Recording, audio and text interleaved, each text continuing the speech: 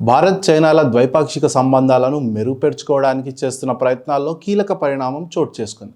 China నిపుణులకు సాధ్యమైనంత వేగంగా వాణిజ్య వీసా జారీ కోసం కేంద్ర ప్రభుత్వం నిబంధనల్లో మార్పులు చేసినట్లు సమాచారం. ఇరు దేశాల ద్వైపాక్షిక బంధం బలోపేతానికి ఇది దోహదం చేయనుంది. సంబంధిత అధికారులను ఉటంకిస్తూ ఈ మేరకు జాతీయ మీడియా కథనాలను ప్రచురించింది. నిబంధనల్లో మార్పులు చేయడం వల్ల వీసా ప్రక్రియలో జాప్యాలను నివారించినట్లు, దాంతో వ్యాపారులకు వృత్తి నిపుణుల కొరత లేకుండా చూసుకోవచ్చని, వీసా ఆమోద సహాయాన్ని 4 వారాల్లోపునకు తగ్గించడం సహా కొన్ని నిబంధనలు తొలగించారని అధికారులు వెల్లడించారు. ఆంక్షలను ఉల్లంఘించి రష్యా నుంచి ఆయిల్ కొనుగోలు చేస్తున్నామనే వంకతో భారత్పై అమెరికా అదనపు సుంకాలను విధించిన సంగతి తెలిసిందే.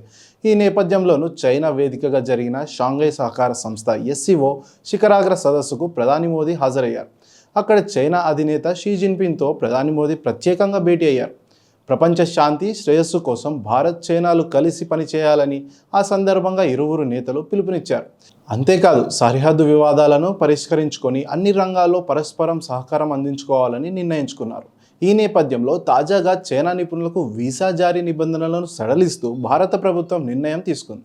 గల్వాన్ లోయ ఘర్షణల తర్వాత చైనా పౌరులకు వీసాలపై కేంద్రం కఠిన ఆంక్షలు విధించింది. వ్యాపార వీసాల పరిశీలనను తీవ్రతరం చేసింది. ప్రస్తుతం వాటిని సడలించడంతో వీసా పొందడంలో ఎదురయ్యే ఇబ్బందులు తప్పాయని సదరు అధికారులు పేర్కొన్నారు. మేము దరఖాస్తుల స్క్రూటినీ ప్రక్రియలో నిబంధనలను సడలించాం. 4 వారాల్లోపు బిజినెస్ వీసాలను ప్రాసెస్ చేస్తున్నామని అధికారి తెలిపారు.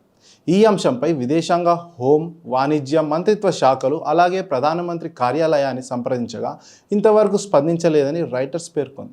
అబ్జర్వర్ రీసెర్చ్ ఫౌండేషన్ అంచనా ప్రకారం కఠినమైన పరిశీలన కారణంగా 4 ఏళ్లలో మొబైల్ తయారీకి చైనా నుంచి కీలక యంత్రాలను దిగుమతి చేసుకునే భారతీయ ఎలక్ట్రానిక్స్ పరిశ్రమదారులకు $15 బిలియన్ మేర నష్టం వాటిల్లింది.